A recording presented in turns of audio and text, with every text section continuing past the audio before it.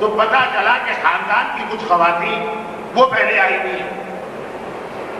اب آج کل تو ہمارے کوئی مسئلہ ہی نہیں ہے مکس گیدرنگ، محرم نامحرم سب کو ایک جگہ بٹھا دو. اپنی شادی اور برتھ ڈے کی پارٹیوں کو چھوڑو، جو کام امام کے نام پہ ہوتے ہیں اس کے اندر بھی شریعت کا کوئی خیال نہیں.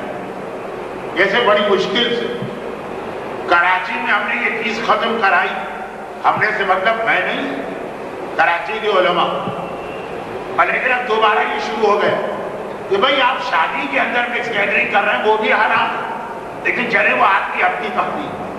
بچے کی سالگرہ میں مکس گیدرنگ عورت مرد ساتھ بٹھا رہے ہیں وہ بھی حرام ہے، لیکن چلے وہ آپ کے گھر کی تقدیر. جو لفظ مکس گیدرنگ میں کہہ رہا ہوں اس کا مطلب اجنبی لوگ نہیں، دیور اور بھاوش دونوں آ کے کھڑے ہیں بچے کی سالگرہ پورے حجاب کے ساتھ ہو تو الگ بات، لیکن دیور سے کون حجاب کرتا؟ اور برتھ ڈے کی پارٹی میں کون سی عورت بغیر میک اپ کی ہوتی؟ حضرت امام خمینی کا ایک مسئلہ کہ جی نامحرم کے سامنے چہرہ کھول سکتی ہے، لیکن شرط یہ ہے کہ اتنا زیادہ میک اپ نہ ہو.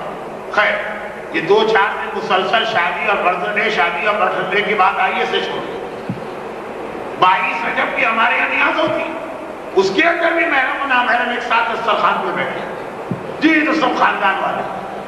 کون سے خاندان والے؟ اسلام کی نگاہ میں تو سب نامحرم. کزن ساتھ میں آگے بیٹھ گئے. یہ تو امام کے نام پہ آپ بٹھا رہے ہیں. شادی اور برتھ ڈے کو پھر بھی مان لیا جائے. کیسے مان لیا جائے؟ حرام تو وہ بھی، لیکن جیسے گھر میں شراب پینا اور مسجد میں شراب پینا فرق ہے کہ نہیں ہے؟ کہ شراب تو وہی شراب، بہرحال وہ آپ کا گھر ہے یا اللہ کا گھر، دونوں میں فرق. تو خاص طور پہ جو مذہبی تقریبات ہیں اس میں تو اس قسم کی مکس گیدرنگ ہونی ہی نہیں چاہیے. برحمتك يا أرحم الراحمين وصلى الله على محمد وآله الطاهرين.